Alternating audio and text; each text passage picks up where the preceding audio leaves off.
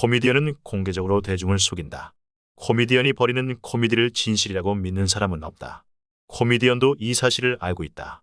코미디언이 알고 있다는 사실을 우리가 안다. 이 사실 역시 그가 알고 있다. 모든 사람이 다 알고 있는데 과연 어리석음을 어디에서 찾을 수 있단 말인가? 모든 사람이 다 알고 있을 때 모르는 사람은 과연 누구일까? 셰익스피어의 말대로 아기가 울음을 터뜨리면서 태어나는 것을 보면 인간은 태어날 때부터 바보라는 것을 알 수 있다. 인류는 어리석음 그 자체이다.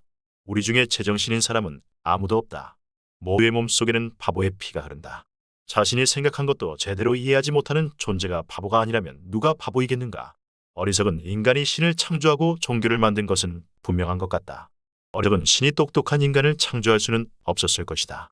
역사를 보면 거의 모든 종교의 신자들은 자신들의 믿음만이 유일한 진리라고 주장하면서 이단자와 이교도에 대한 사륙을 감행했다. 종교의 정의로움은 자신만이 선이고 타인은 악이라는 이원론으로 대체되었고 온 인류를 위한 신은 한 번도 나타나지 않았다. 어리석게도 인간의 존재가 아무것도 아니라면 우리 인생 연극은 도대체 무엇에 대한 이야기란 말인가? 그러나 어리석음은 우리 문명의 원동력이라고 할 수 있다. 아마도 대부분의 사람들이 콜럼버스가 카리브해 연안에 도착하여 금, 면화, 앵무새, 진기한 무기, 신비한 식물과 이름 모를 작은 새 그리고 원주민을 배에 싣고 스페인으로 귀환한 사실을 알고 있을 것이다. 사실 그는 아시아에 도착하지 못했다. 그러나 당시 콜럼버스는 자신이 세운 목표를 달성했다고 생각했다. 자신이 도착한 카리브해 연안을 인도 부근의 열도라고 생각한 것이다. 비록 콜럼버스는 자신의 아시아 항해가 실패했다는 사실을 죽을 때까지 몰랐지만 그의 어리석음이 아시아 항해보다도 더 값진 발견을 해낸 셈이다. 콜럼버스는 아시아까지의 거리를 실제보다 훨씬 짧게 계산했고 바로 그 어리석음이 그의 항해를 가능하게 했다. 인간은 민주주의가 만능이라고 믿을 정도로 어리석은 존재다. 현실에서는 민주주의가 잘 될수록 권력투쟁은 더 커지고 어리석음은 더 강화된다. 지금도 그렇지만 제2차 세계대전 이후 전쟁에 가장 많이 관여한 나라는 미국, 영국, 프랑스 등 모두 민주주의가 가장 발달한 국가들이었다. 인간은 너무도 어리석어서 지구 역사상 최초로 자멸할 가능성이 가장 높은 생물이다.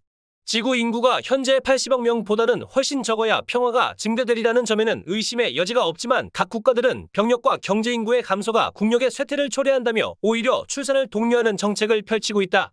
참고로 생태계를 파괴시키지 않으면서 살 수 있는 지구의 인구는 약 400만 명이다. 그래서 그런지 고린도전서 3장 18절에 어리석은 자가 되라.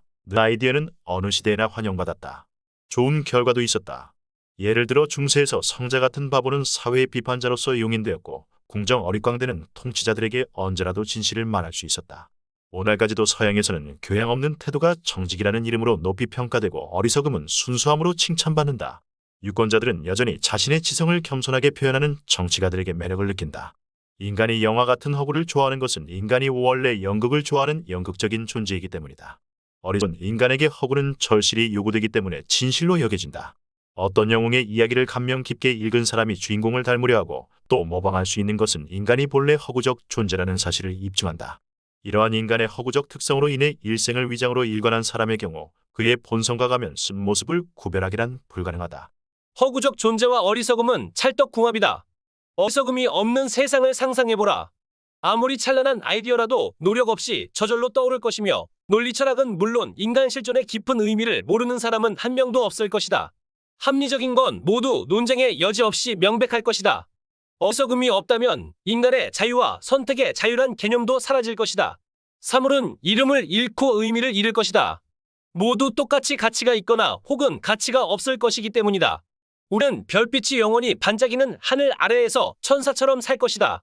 그러나 우리는 머지않아 숨막히는 이 낙원 속에서 어떤 소동이 일어나길 애타게 기다릴 것이다.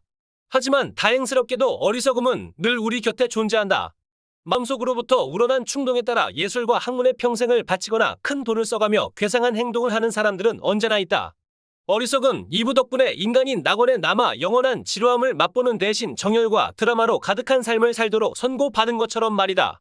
성공 확률을 따질 만큼 합리적인 사람들만 존재하는 세상을 상상해보라.